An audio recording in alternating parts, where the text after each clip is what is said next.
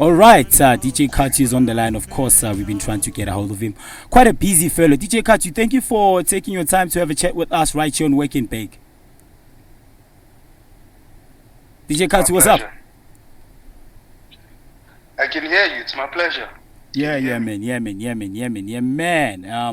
Let's first things first. For those who don't know, DJ Khathu is a South African comedian, hip hop DJ, radio producer, record label owner, and music producer. Quite a multi-talented guy. For me, I learned of you via your skits on social media, specifically on Facebook, when you started doing your comedy skits. And I didn't even know at that point in time that you make music, you're a producer and stuff like that. But later on, as I started doing my research, I've also learned that you're a radio producer and you're actually a media practitioner. Take us through the is it a strategy? Was it a strategy initially for you to brand yourself as a skit comedian? Because I think a lot of people, even when I have conversations with people in the they know you more for your skits as opposed to your DJing and your producing and the other stuff that you do. So, you can, off late, you can boil it down to say that it's a strategy. But initially, it wasn't a strategy. But all in all, it works because it helps overlap the other fields of my work, and it promotes quite a lot of what I do. So I'm well aware of the fact that a lot of people know, obviously, as a comedian and a person who posts skits and I go all over performing comedy and DJing. But comedy is one of the things that literally blew up more than DJing. I DJ way before comedian. I've been a comedian for about 5 years. Yeah. So but DJing is something that's been for a while. And the other fields of my work, like being a radio producer, I've worked at a number of radio stations. I've worked at so many radio stations that led me to, start consulting for radio stations. I consult for radio stations now. I help them develop, build radio brands and stuff like that. Yeah. What did you major in varsity? Because I know you studied media. I majored in radio. I majored in radio was my major, but I did obviously study a whole lot of marketing, a whole lot of public relations. Communications was one of my strongest points, but I majored in radio and some other stuff that I really can't get into right now. Yeah. So since you majored in radio, was it initially your plan what was the plan? Did you want to be a radio jockey, or you wanted to be behind the scene as a content producer or a technicality sound engineer or marketing in radio? What was the initial plan? The initial plan, so when I finished high school, I told my parents, my mom didn't gel with the plan, but I just wanted to be a DJ. That's all I wanted to do. I just wanted to be a DJ. Yeah. So my dad was like, listen, before you being a DJ, but I'd rather have you have some sort of qualification. What else would you like to do? And I was like, the best way for me to be a popular DJ is through working for a radio station. It could be Metro FM, it could be YFM. So I'd rather just study radio. When I went in to study my first year, I was studying TV. It wasn't even studying radio until I started falling in love, obviously, with radio. And therefore, as they say, everything is history. Interesting stuff. So, let me quote you. I heard you saying my videos began when I was promoting an event I was hosting. I uploaded a video inviting people to come to my party. The manner and accent in which I made the videos was what got people talking. So from the first video, people requested me to upload more videos. I gave in, and from then on, it has just been video after video, and I'm loving it. Your swag and how you're talking about your accent, your laugh. Did you consciously think about that and package that as your unique selling point? Because we know your laugh. You don't have to introduce yourself. Well, my laugh is naturally like that. That's like nature. Like a lot of people ask me, like, is that how you laugh? Like, if you know me, you will know that I literally laugh like that. I mean, one of the founding members of like the station you work in, Umbulani, she used to be one of my personal photographers at one time. Yeah. And when he met me the first time, he was so shocked. He's like, dude, you actually do laugh the way you laugh in the videos. I'm like, dude, that's how I laugh. But in terms of my accent, the accent was something that I adopted from my late grandfather. Okay. So that was his accent. That's how he spoke. Because initially when I started, I used to do a mixture of Venda and Zulu. And that's how he literally spoke when he was communicating with people. Whether he was talking to a Zulu person or Tswana person, he would mix Venda with their language. So then the accent sort of grew now when, you know, the market became broader and much more bigger in terms of, you know, other countries loving the boy.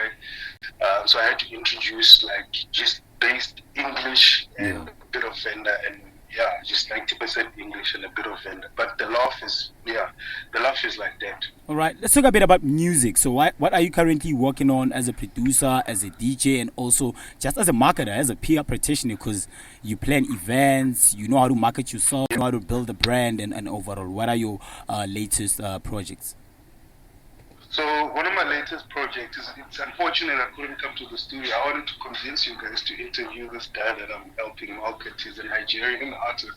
Yeah. So one of the things that I'm currently doing right now, I'm just doing consultations for artists. So artists come to me with a project and say, listen, I've got a song, this is what I'm planning to do. I want a radio tour, I want my song plugged in, I want a music video. So I'm helping artists to push and market and maximize their reach in terms of selling their music. I'm not currently releasing any music because I'm working on a stand-up comedy show for the next 6 months of just doing stand-up. However, I can't promise that I will not drop something because there's something that we did with MT.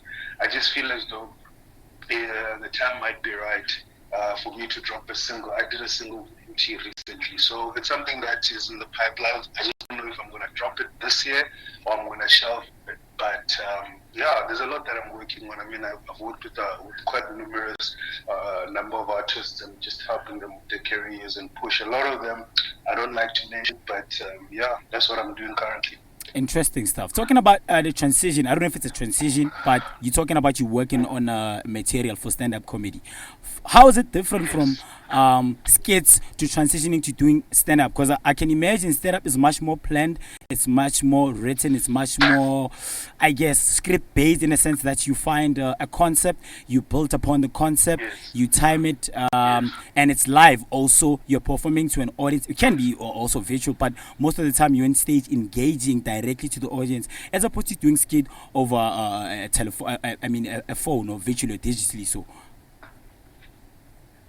I think, you know, in essence, I'd like to say that with obviously stand-up comedian, you're quite right with everything that you said. You know, there's precision, there's timing, there's strategy, there's writing, there's mental preparedness that you have to embark on, and there's a lot. I mean, there's a big difference between just posting a two-minute skit and being funny about a certain topic that's trending, and literally getting on stage with 500 people just looking at you and expecting you to make them laugh. So I have the privilege of two factors before I even get on stage at anywhere I go. I mean, one of the things is that you guys said something. You said you recognize my laugh. You know my laugh. So immediately when you see me, you expect me to laugh. And once I laugh, people laugh. And I don't know how it is. It's contagious. Yeah. Once I laugh, people laugh. And the second one is I'm just generally a funny person. I might sound very serious, but I'm a very, very funny person. So there's a whole lot of planning that goes into it. And but it doesn't take away from any other things that I do. I mean, as much as I'm saying I'm concentrating on building that stand-up set, I've done stand-up so many times. I've sold out shows on stand-up. It's something that also I want to just generally push out to people so that people realize and they know that I actually do this for a living as well. All right, definitely, man. Lenny here has a question for you. She has a bit of insight. She did her research, and also plus she's your home girl. She resides in Limpopo. Yes. Hi, Khathu. Hello, how are you? I'm good, thank you. How are you doing? I'm happy.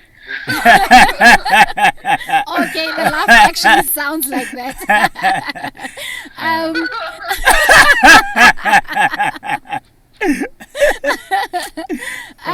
So when I was doing my research on you, somebody claimed that you are from a royal family, and I wanted to know if that is true.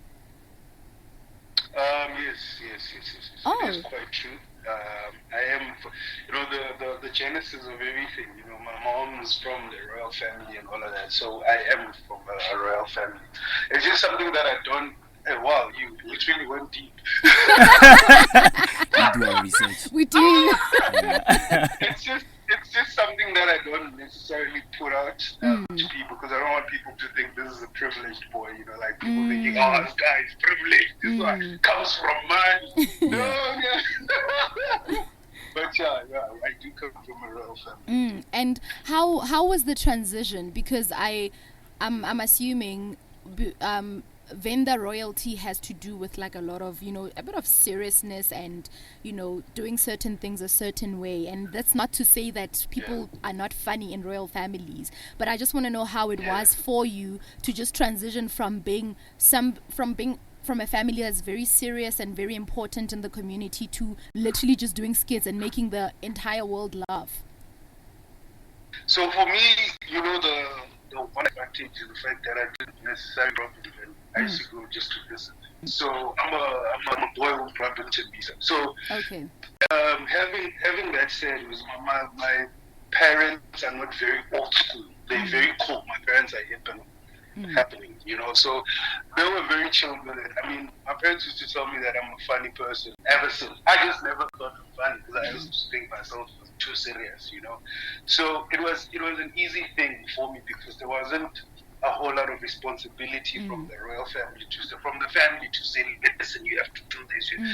Well, there was at first, and then we had a sit down, and I was like, listen, some of the things that you guys want me to do, I won't be able to do because I'll be traveling the world, living my passion. And if you guys want me to sit here and be ruling people and whatnot, I won't be able to do those types of things. So we had an understanding, and we moved. Yo. Shout out to you, Brody, for lending us your time. I mean, you're a very talented guy. Behind what we see from the TVs, from social media, your skits, behind you being the comedian, what I picked up is that you are a genius. And behind the scene, the stuff that you do, I mean, consultation for building brands and working with corporates, it shows that everything that you do is quite strategic. And of course, I think of obviously studying media as a practitioner gave you a whole lot of advantage in the sense of understanding how to market yourself, how do you build your brand, the whole PR, the whole radio, everything directly fits into place. It's one big puzzle that connects. And shout out to you. And in parting, what would you like to say to the masses? One thing I would like to just tell you before I tell the masses, just to tell you guys that I really appreciate the interview and the opportunity to be interviewed. I think this is one of the dopest interviews I've had in quite a Alright.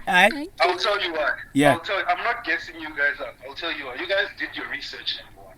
Yeah. Number two, you didn't ask me stupid things like, tell us who Khathu is.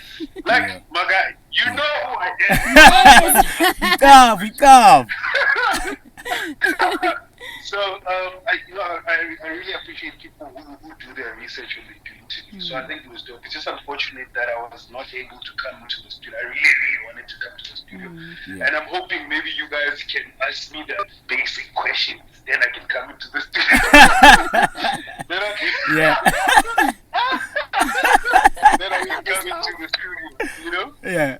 So, but in parting, I'd just like to say to everyone who supports DJ Khathu, I appreciate you guys so much, and I love you guys so much, and just keep supporting the boy, and keep supporting MBONO Radio, and you guys are amazing, and as well, listen, the one big thing is that wherever you are and wherever you're listening to this, do two things for yourself. Will put you on. Number one, read. Number two, believe in your vibe. Believe in yourself. If something says to you, go and get it. Whether it's being a radio presenter, whether it's being a carpenter, whether it's being a board driver, whether it's being whatever, just go out and do it because you can. You can do it and you can make it happen. I do about 9 things and I make them happen. And I don't have a manager. I manage myself. So you can make it happen. Shout out to you, bro. We greatly appreciate you taking time and much love. Thank you. Oh, yeah. Cheers. Bye. Yeah, that was DJ Khathu, yeah, saying very a profound message, imparting there, telling people to believe in themselves and to put in the work in terms of reading and seeking knowledge Yeah. and information and understanding your craft, building your craft, and just being open-minded. Yeah, I absolutely loved his interview too. He's very different from the DJ Khathu we see online, but he spits so much wisdom, and I am a big fan and advocate for reading, guys, because you really sound a bit more informed.